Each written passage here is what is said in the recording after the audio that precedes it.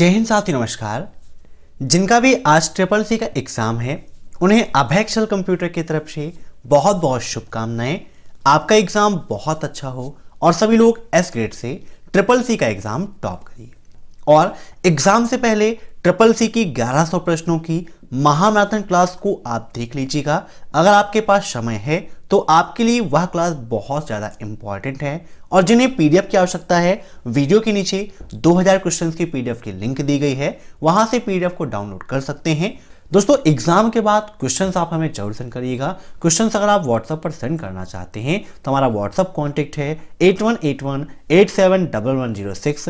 इसके अलावा फेसबुक या इंस्टाग्राम पर आप अभय एक्सेल कंप्यूटर सर्च करके क्वेश्चन हमें सेंड कर दीजिएगा। इसके अलावा अगर आप कमेंट बॉक्स में क्वेश्चंस को लिख देंगे तो वहां से भी उन क्वेश्चंस को हम ले लेंगे और अपनी क्लासेस में आपके नाम के साथ उन प्रश्नों को जरूर डिस्कस करेंगे। तो टाइम वेस्ट ना करते हुए चलिए शुरू करते हैं आज की क्लास, क्योंकि सीधी बात नो बकवास, यही है अभय एक्सेल की class. Let's begin in this topic.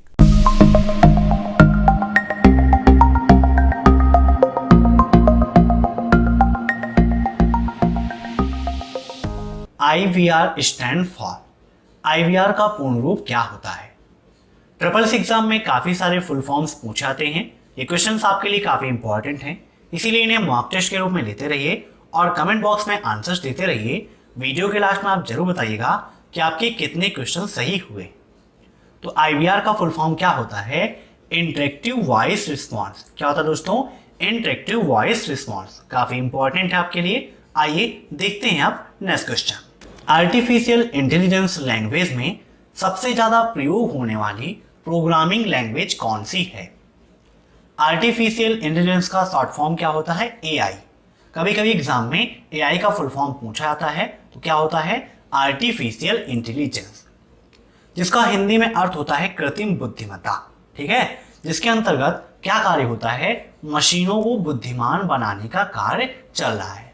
जैसे आप एक सिंपल सा एग्जांपल ले सकते हैं गूगल असिस्टेंट का, जिसमें आप आसानी से सारी बातचीत कर सकते हैं, या जो भी आपकी इच्छा है अगर आप उससे बात करना चाहते हैं या कोई भी चीज़ आपको सर्च करनी है तो गूगल असिस्टेंट की आप हेल्प ले सकते हैं। ठीक है, तो ये AI के द्वारा ही संभव हुआ है। तो इसमें सबसे ज़्यादा यूज होती है लिस्प प्रोग्रामिंग लैंग्वेज। ठीक है, LISP। कभी कभी कुछ क्वेश्चंस आपको ऑप्शंस के अकॉर्डिंग टिक करने होते हैं। अब यहाँ पर जितने भी ऑप्शन दिए गए हैं इनमें से सबसे ज्यादा यूज होता है लिस्प प्रोग्रामिंग लैंग्वेज का, इसीलिए इसका राइट आंसर ये होगा। अब यहाँ पर पहला ऑप्शन दिया गया है HLAIL। ये कौन सी लैंग्वेज होती है? तो इसका फुल फॉर्म होता है high level artificial intelligence language. Note कर लीजिएगा, high level artificial intelligence language.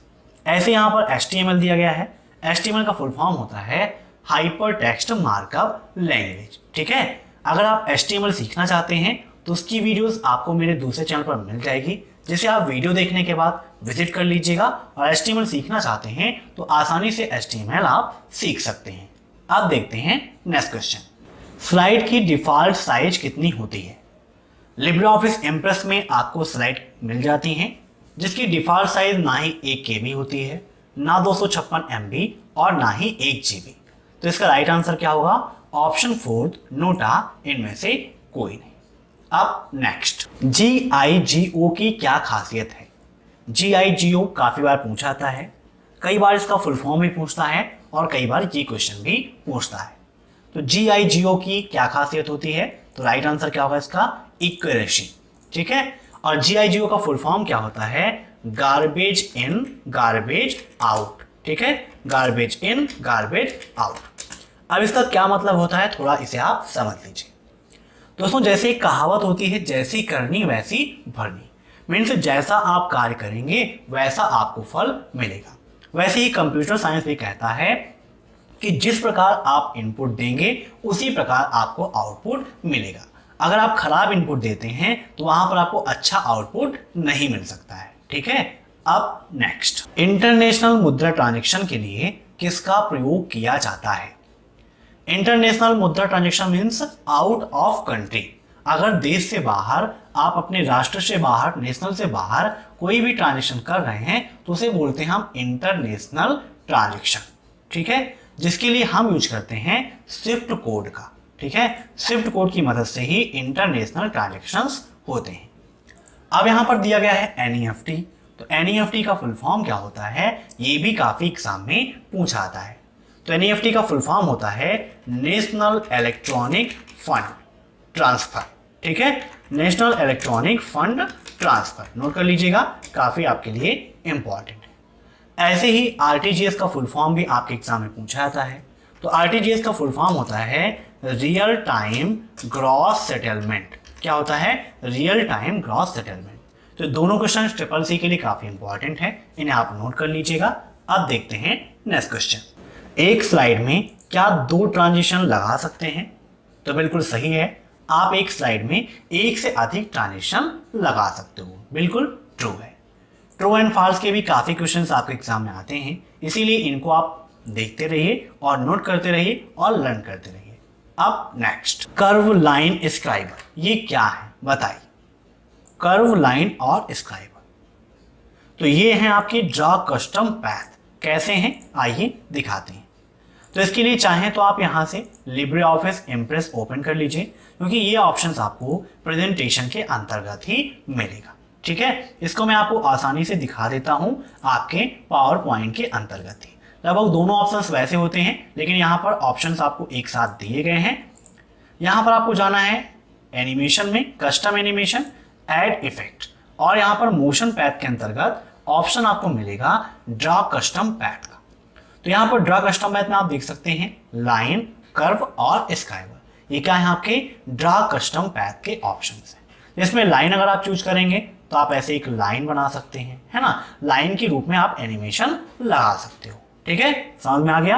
अब देखते हैं यहाँ पर नेक्स्ट क्वेश्चन। दोस्तों नेक्स्ट क्वेश्चन है आपका, फेसबुक में किसी पेज का एक ही एडमिन होता है। फेसबुक से संबंधित कोई भी प्रश्न आता है तो उससे संबंधित जो और प्रश्न एग्जाम में पूछे आते हैं, अक्सर मैं आपको बताता रहता हूँ, ताकि वो आपके माइंड में बना रहे और एग्जाम टाइम पर आपको कोई भी प्रॉब्लम ना हो। तो ये भी मैंने आपको बताया है कि फेसबुक पेज में एक से अधिक एडमिन हो सकते हैं, बिल्कुल आपका ट्रू है। आइए आपको विद प्रैक्टिकल समझा देते हैं। दोस्तों यहाँ पर ये हमारा फेसबुक पेज है, अभय एक्सेल कंप्यूटर के नेम से, जैसा कि आपके चैनल का नाम है। तो यहाँ पर सेटिंग के अंतर्गत आप देखेंगे तो यहाँ पर एक ऑप्शन दिया गया है assign a new page rule, जहाँ पर आप एडमिन के रूप में या फिर आप चाहें तो कोई एडिटर या मॉडरेटर, एडवर्टाइजर, एनालिस्ट या कस्टम, मीन्स आप कुछ भी चाहें इसमें से अलग से किसी को भी ऐड कर सकते हैं। मान लीजिए यहाँ एडमिन चाहते हैं, एडमिन के रूप में जिसका भी नाम यहाँ पर लिखेंगे वो हमारे एडमिन के रूप में यहाँ पर हो जाएगा। और यहाँ पर दिया गया है कि if you are adding a new admin to your page, please keep in mind that they will have the same permissions as you do make change to this page. अगर आप किसी और को इस पेज का एडमिन बनाते हैं तो यह चीज दिमाग में रखिएगा कि वह वो सारे कार्य कर सकता है, वो सारी चेंजिंग कर सकता है जो कार्य आप इस पेज पर कर सकते हैं। मीन्स तब दोनों के कार्य समान हो जाएंगे। ठीक है, तो इस प्रकार आप किसी भी फेसबुक पेज पे एक से अधिक लोगों को एडमिन या एडिटर या जो भी आप बनाना चाहें आसानी से बना सकते हैं। ठीक है, अब देखते हैं नेक्स्ट क्वेश्चन। कमेंट इंसर्ट करने का ऑप्शन कहाँ होता है? कमेंट इंसर्ट करना, कमेंट इंसर्ट करने की शॉर्टकट की क्या होती है, यह भी आपके एग्जाम में काफी पूछी जाती है। तो आइए विद प्रैक्टिकल आपको दिखाते हैं। दोस्तों ये है आपका लिब्रे ऑफिस राइटर, जहां पर इंसर्ट मेनू के अंतर्गत आप देखेंगे, जूम कर लेते हैं तो इंसर्ट मेनू में आपको कमेंट का ऑप्शन मिल जाएगा, जिसकी शॉर्टकट की होती है Ctrl+Alt+C। मान लीजिए मुझे इससे संबंधित कोई कमेंट ऐड करना है तो हम Ctrl, Alt और C प्रेस करेंगे तो यहाँ पर आप देख सकते हैं, साइड में आपको दिखाते हैं, यहाँ पर एक कमेंट बॉक्स आ गया है। अब इसमें जो भी आपको लिखना है, मान लीजिए हमने यहाँ पर लिख दिया YouTube चैनल, है ना, तो ऐसे जो भी आप कमेंट ऐड करना चाहें आसानी से कमेंट को ऐड कर सकते हो। तो शॉर्टकट की क्या होती है Ctrl+Alt+C, और इसका ऑप्शन कहाँ होता है तो इंसर्ट मेनू के अंतर्गत होता है। अब नेक्स्ट, कैल्क में कितने चार्ट होते हैं? मीन्स कैल्क में टोटल कितने प्रकार के चार्ट होते हैं बताइए, काफी इंपॉर्टेंट है।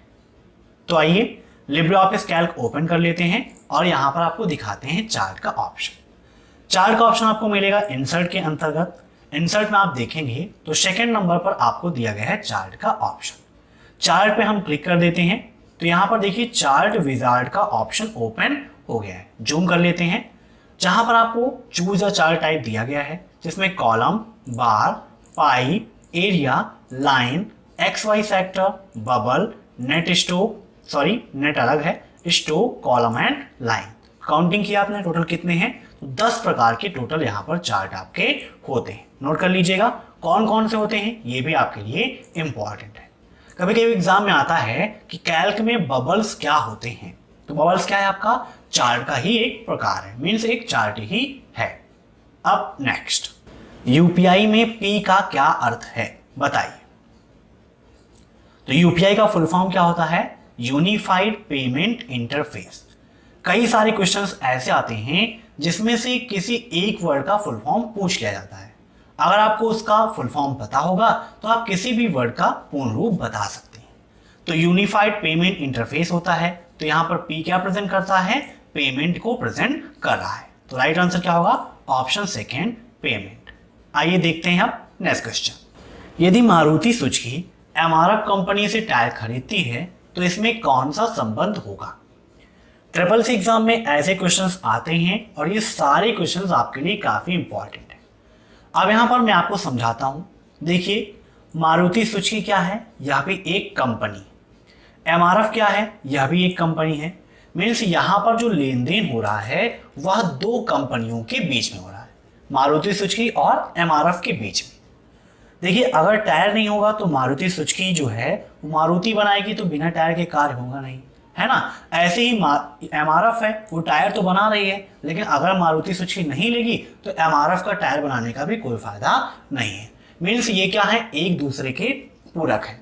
मारुति सुजुकी को एमआरएफ की जरूरत पड़ती है और एमआरएफ को मारुति सुजुकी की भी आवश्यकता है। तो इनके मध्य में कौन सा संबंध हो रहा है, B2B, है ना। B2B का मतलब क्या हो गया, बिजनेस टू बिजनेस। दोनों के बीच में संबंध बनेगा, दोनों कंपनियां हैं तो बिजनेस टू बिजनेस ही बनेगा। एग्जाम में फुल फॉर्म भी आता है कि B2B का फुल फॉर्म क्या होता है, तो क्या होता है, बिजनेस टू बिजनेस। ऐसे ही B2C का फुल फॉर्म क्या होता है, यह भी एग्जाम में काफी पूछा जाता है। तो B2C का फुल फॉर्म होता है बिजनेस टू कस्टमर या बिजनेस टू कंज्यूम, दोनों आप लिख सकते हो।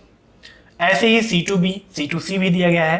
तो C2C का फुल फॉर्म क्या है, कंज्यूमर टू कंज्यूमर, उपभोक्ता से उपभोक्ता, है ना। मैं जैसे कोई कस्टमर है, अगर किसी दूसरे कस्टमर को प्रोडक्ट दे रहा है, आपस में वो लेन देन कर रहे हैं, तो वह C2C के अंतर्गत ही आता है। तो इसे आप नोट कर लीजिएगा, काफी आपके लिए इंपॉर्टेंट है। अब देखते हैं नेक्स्ट क्वेश्चन। इंस्टाग्राम किससे संबंधित है बताइए। आप में से बहुत सारे लोग इंस्टाग्राम का यूज करते हैं, ठीक है। इंस्टाग्राम का यूज मैं भी करता हूं। आप अभय एक्सेल सर्च करके इंस्टाग्राम पर मुझे फॉलो कर सकते हैं। तो इंस्टाग्राम किससे संबंधित है, तो ये आपका फेसबुक से संबंधित है। इंस्टाग्राम से भी एग्जाम में काफी क्वेश्चंस आते हैं कि इंस्टाग्राम पर कितनी देर का वीडियो रिकॉर्ड करके हम पोस्ट कर सकते हैं। फेसबुक से बहुत सारे क्वेश्चंस आते हैं जो अक्सर मैं आपको बताता रहता हूं। ऐसे ही टेलीग्राम क्या होता है, टेलीग्राम को हिंदी में क्या कहते हैं, ये क्वेश्चन भी कभी कभी एग्जाम में आता है। तो टेलीग्राम को हिंदी में कहा जाता है तार। क्या कहते हैं, तार कहा जाता है, नोट कर लीजिएगा। और जैसे टेलीग्राम चैनल होता है तो उसमें क्या है कि आपको स्टडी मटेरियल मिलती है। आप चाहें तो हमारा भी टेलीग्राम चैनल है जिसपे आपको स्टडी मटेरियल मिलती रहती है फ्री ऑफ कॉस्ट, तो उसको आप फॉलो करिए और स्टडी मटेरियल को लेते रहिए। ऐसे ही ट्विटर यहाँ पर दिया गया है, तो ट्विटर भी आपके लिए इंपॉर्टेंट है। ट्विटर से क्वेश्चंस आपके एग्जाम में आते हैं कि मैक्सिमम कितने कैरेक्टर्स हम ट्वीट कर सकते हैं। तो ट्विटर में मैक्सिमम आप 280 कैरेक्टर ट्वीट कर सकते हो। पहले जो लिमिट थी वो थी 140 कैरेक्टर्स की। अभी भी कुछ कंट्रीज ऐसे हैं जहां पर यह लिमिट 140 कैरेक्टर की ही है, क्योंकि उन्हें अपनी बातों को रखने के लिए, अपने मन की भावनाओं को प्रकट करने के लिए बहुत ही कम शब्दों की आवश्यकता होती है। ट्विटर किसका उदाहरण है, यह प्रश्न भी एग्जाम में आता है। तो ट्विटर आपका माइक्रो ब्लॉगिंग का उदाहरण है। किसका उदाहरण दोस्तों, माइक्रो ब्लॉगिंग का उदाहरण है ना। तो इंस्टाग्राम से क्वेश्चन आता है कि मैक्सिमम कितनी देर का वीडियो रिकॉर्ड कर सकते हैं, तो आप मैक्सिमम 60 सेकेंड का वीडियो रिकॉर्ड करके पोस्ट कर सकते हो। अगर पूछता है मिनिमम कितनी देर का, तो मिनिमम 3 सेकेंड का वीडियो आप रिकॉर्ड करके पोस्ट कर सकते हो। कुल मिला के 3 सेकेंड से लेकर 60 सेकेंड तक आप वीडियो पोस्ट कर सकते हो। अब नेक्स्ट, अली बाबा के ऑनर कौन है बताइए। अली बाबा क्या है आपकी एक ई कॉमर्शियल साइट है, काफी फेमस है ई कॉमर्शियल साइट आपकी है। तो इसके ऑनर कौन है फटाफट बताइए। तो इसका राइट आंसर होगा option second, Jack Ma. Jack Ma है अली बाबा के ऑनर। अब नेक्स्ट, सबसे पहले आधार बेस्ड माइक्रो एटीएम सेवा किस बैंक ने शुरू की थी बताइए। आधार बेस्ड माइक्रो एटीएम सेवा, फटाफट आंसर दीजिए। तो इसका राइट आंसर होगा एक्सिस बैंक। एक्सिस बैंक ने माइक्रो बेस्ड एटीएम सेवा की शुरुआत की थी। अब यहां पर एक ऑप्शन दिया गया है एसबीआई। तो एसबीआई से संबंधित क्वेश्चंस आते हैं आपके एग्जाम में, उन क्वेश्चंस को भी आप नोट कर लीजिए। एसबीआई का फुल फॉर्म क्या होता है ये भी आपके लिए इंपॉर्टेंट है। तो क्या होता है, स्टेट बैंक ऑफ इंडिया, जिसे हिंदी में हम भारतीय स्टेट बैंक भी कहते हैं।